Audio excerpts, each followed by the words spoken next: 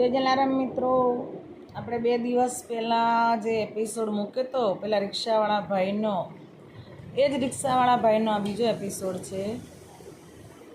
એ જ ભાઈ સાથે આ બીજી પણ બીના બની હતી. અને એ દિવસે તો રિયલમાં હું હાજર જ હતી, એમની રિક્ષામાં જ હતી. અને આ વસ્તુ બની હતી કે એક યુપીનો છોકરો હતો, એ અમદાવાદમાં કંઈ કામથી આવે તો અને હિન્દી બોલતો હતો. હવે એમાં એને આ રિક્ષાવાળા ભાઈની રિક્ષામાં સવારી કરી, એને બુક કરાવી હતી રિક્ષા રેપિડથી. એમાં એ ભાઈનો નંબર એમાં જતો રહે, એકબીજા બુકિંગ કરે. એટલે પછી આ છોકરાનું જ્યાં સ્ટેન્ડ આવ્યું ત્યાં છોકરો તો ઉતરી ગયો. એની બેગ હતી પાછળ, રિક્ષાની પાછળ રહી ગઈ. એમાં એના બધા ડોક્યુમેન્ટ્સ હતા, આધાર કાર્ડ, પાન કાર્ડ, બધા ડોક્યુમેન્ટ્સ એ થેલામાં હતા. એ છોકરાના બિચારાના થોડા ઘણા પૈસા પણ હતા એમાં. પછી એ છોકરો જ્યારે ઉતરી ગયો પછી રિક્ષાવાળા ભાઈ તો જતા રહ્યા.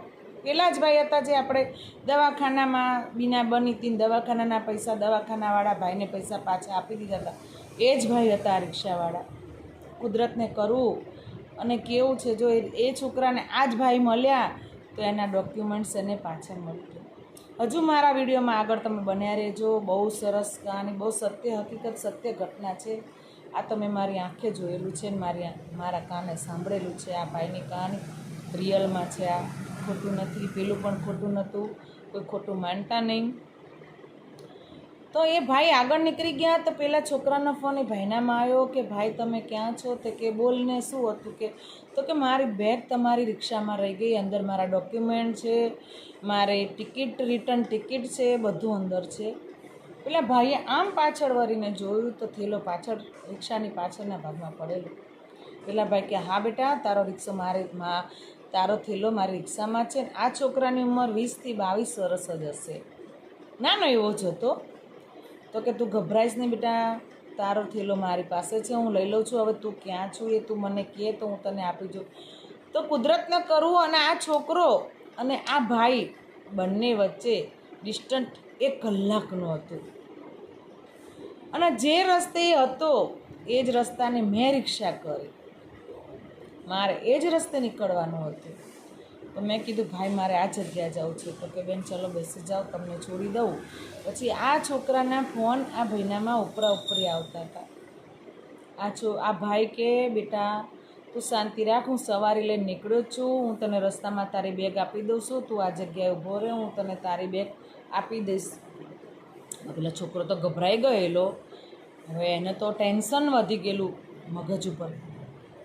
હામાનામાં કરતાં એ છોકરાને થોડો અડધે બોલાયો ને અડધે અમારી રિક્ષા પહોંચે એટલે એ છોકરાને અડધેથી થેલો આપી દીધો. એ ભાઈએ મેં મારી નજર સામે જોયું, હું જે રિક્ષામાં હતી.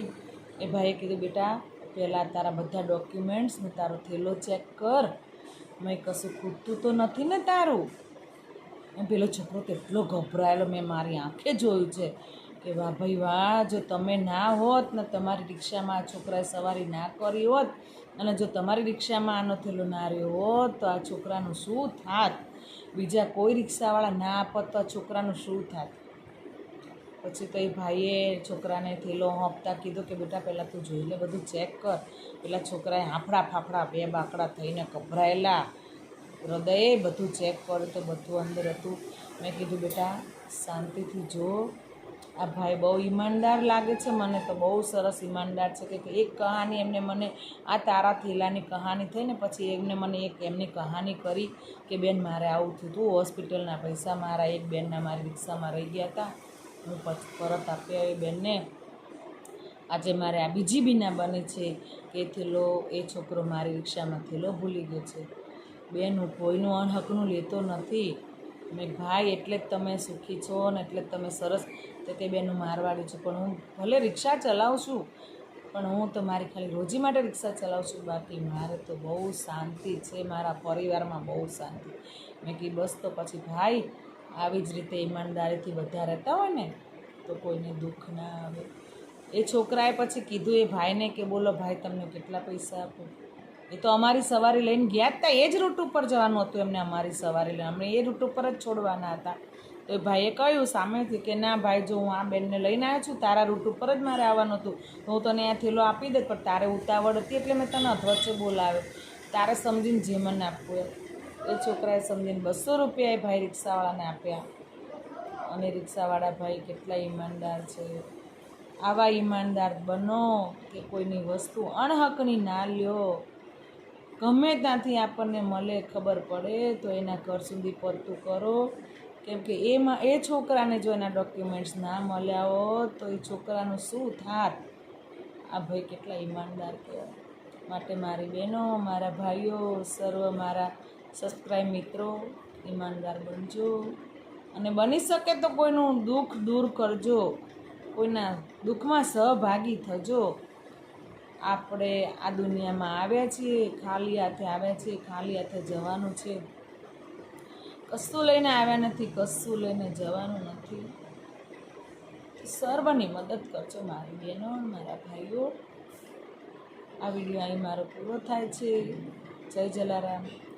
હવે કાંઈ બી તમારે આ વિડીયા જો જોવા હોય લાઈવ કે પછી સત્ય ઘટના ઉપર આધારિત, મારી પાસે ઘણા વિડીયો પડે છે. સત્ય ઘટના ઉપર આધારિત જ છે બધું મારી પાસે આવેલું છે. તો મારા ભાઈઓ મને કમેન્ટ કરો કે બેન આવા વિડીયા અમને બતાવો.